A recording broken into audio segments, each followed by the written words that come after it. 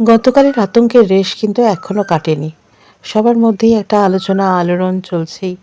প্রচুর চর্চা, প্রচুর ভিডিও সোশ্যাল মিডিয়ায় ছেয়ে গেছে। কালকে কী ভয়ঙ্কর পরিস্থিতি তৈরি হয়েছিল।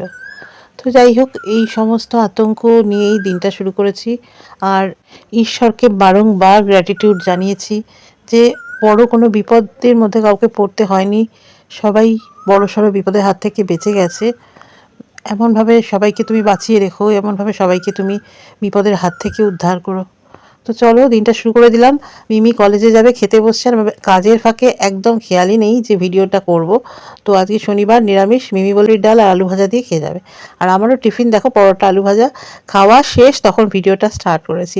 একদম মাথায় ছিল না যে ভিডিও করতে হবে। সকালবেলা আসলে এত তাড়াহুড়ো, এত কাজের প্রেশার থাকে না, মানে ঘরের কাজে এক এক সময় ভুলেই যাই ভিডিও করার কথা। তো যাই হোক, সবটা নিয়েই চলতে হবে। এবার মিমি দেখো রেডি হয়ে গেছে। আর এই যে মিমি যে ব্যাগটা নিয়েছে, এই ব্যাগগুলো তোমাদের বলছিলাম না যে আবার নতুন কিছু ব্যাগ তৈরি হয়ে এসছে, এই ব্যাগগুলো তৈরি হয়ে এসছে। তোমরা কিন্তু অবশ্যই কমেন্ট করে জানাবে ব্যাগটা দেখতে কেমন, আর এই ব্যাগটা নিয়ে মিমিকেই বা কেমন লাগছে। তো যাই হোক, দুপুরবেলা একা বসে আছি, মিমি কলেজ থেকে ফেরেনি।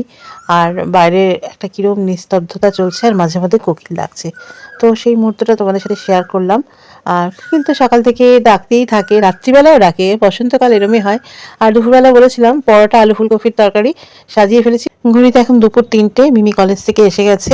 আজকে আর দুপুরে ভাতের ব্যবস্থা রাখিনি, কারণ মিমি কলেজ থেকে এসে ভাত খাবে না বলেছিল, তাই জন্য পরোটা। আর আজকে শনিবার, শনিবার মানে সন্ধ্যাবেলা আমার বাবার বাড়িতে যাচ্ছি।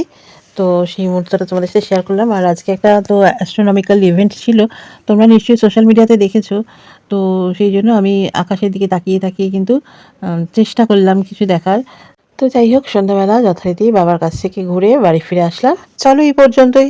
আর বিশেষ কিছু আজকে বলছি না, আবার কালকে চলে আসবো।